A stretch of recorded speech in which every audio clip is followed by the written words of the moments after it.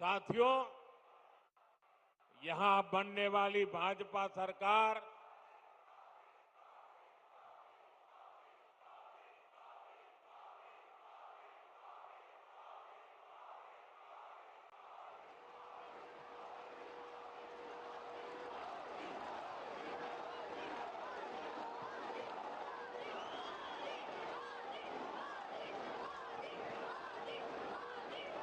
साथियों, जब भाजपा सरकार बनेगी, हेरिटेज टूरिज्म पर भी बल देने का हमारा प्लान है। साथियों, हम गंगा जी पर जो इनलैंड वाटरवे बना रहे हैं या फिर जो हमारा समंदर है, इसमें क्रूज टूरिज्म के लिए बहुत संभावना है। ऐसी हर संभावना को भाजपा सरकार बनने के बाद तलाशा जाएगा, ताकि पश्चिम बंगाल के नौजवानों को काम के लिए कहीं और जाने के लिए मजबूर न होना पड़े। साथियों, इस बार लाल किले से मैंने देश की एक बहुत बड़ी चिंता की चर्चा की है। ये चिंता घुसपैठ के बढ़ते खतरे की है। कोलकाता के, पश्चिम बंगाल के लोग समय से आगे की सोचते हैं। इसलिए आपके बीच मैं लगातार इस बहुत बड़ी राष्ट्रीय चुनौती की चर्चा करता रहा हूं।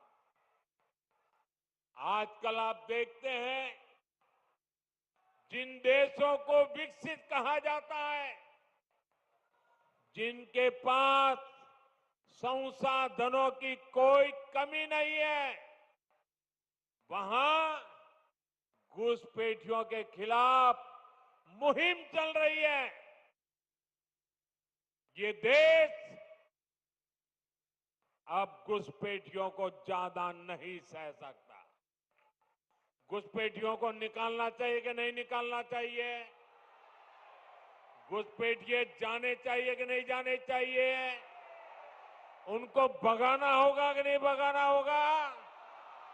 कौन भगा सकता है?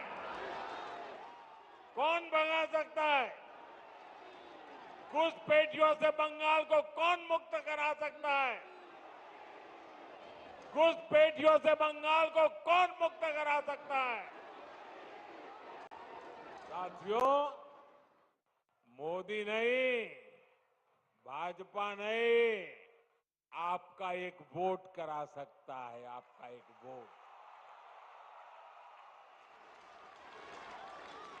एक बार वोट दे दीजिए, ये घुसपैठिए भाग जाने लग जाएंगे जी। साथियों, भारत के पास तो संसाधन सीमित है।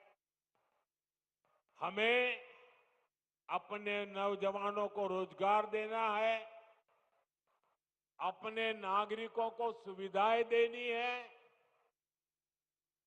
जो घुसपैठिए हमारे नौजवानों का रोजगार छीन रहे हैं, जो हमारे इंफ्रास्ट्रक्चर पर दबाव डाल रहे हैं, जो हमारी बहनों बेटियों के साथ अत्याचार कर रहे हैं, ऐसे घुसपैठियों को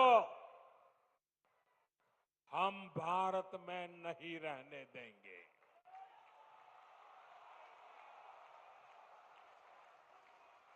इसलिए भारत सरकार ने घुसपैठियों के खिलाफ इतना बड़ा अभियान चलाया हुआ है।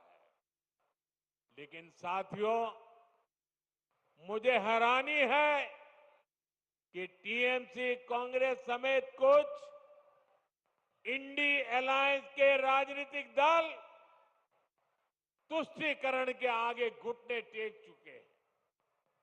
ये राजनीतिक दल सत्ता की भूख के लिए घुसपैठ को बढ़ावा दे रहे हैं।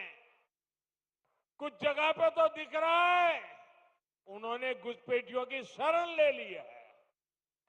साथियों, पश्चिम बंगाल तो सीमावर्ती राज्य है।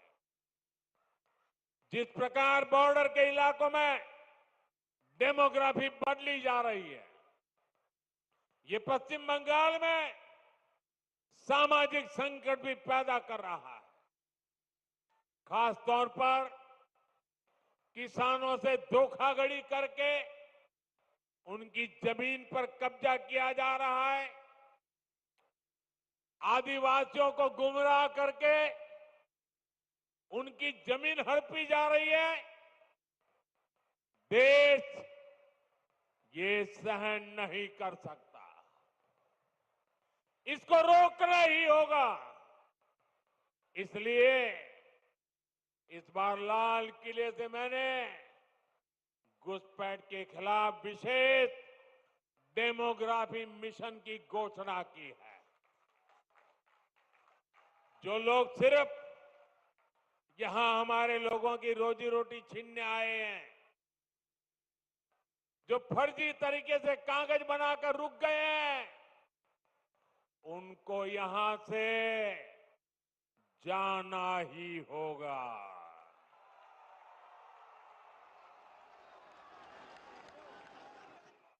और ये काम ईमानदारी से पूरा हो सके, इसके लिए टीएमसी सरकार को भी यहां से जाना ही होगा।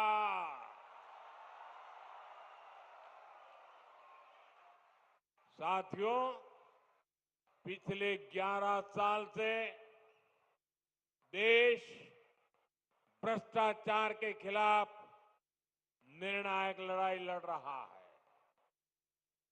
अब इसी दिशा में देश ने एक और बड़ा कदम उठाया है।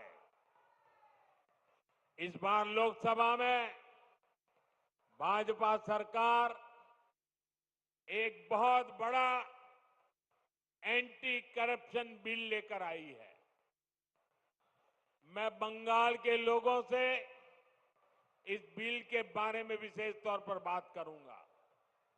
साथियों, आप भी जानते हैं, हमारे देश में अगर एक छोटा सा सरकारी कर्मचारी, चाहे वो सरकारी कर्मचारी ड्राइवर हो, प्यून हो, सरकार की किसी कैंटीन में काम करता हो, सरकार में कहीं साफ सफाई का काम करता हो, अगर वो कर्मचारी को किसी पुलिस वाले ने जेल में बंद कर दिया,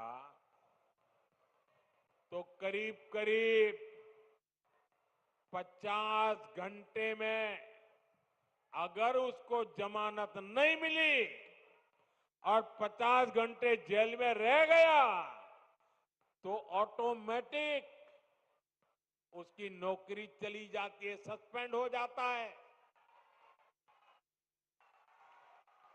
एक छोटा मुलाजिम 2 दिन अगर जेल में रहे तो उसकी जिंदगी तबाह करने के कानून है। लेकिन कोई मुख्यमंत्री, कोई मंत्री, प्रधानमंत्री अगर जेल चला जाए तो उसके लिए कोई कानून नहीं है।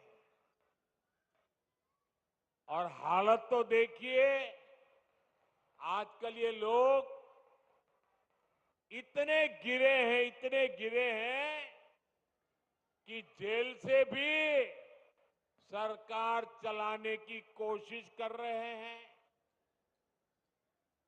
पश्चिम बंगाल ने ये साक्षात देखा है, बार बार कई बार अनुभव किया है।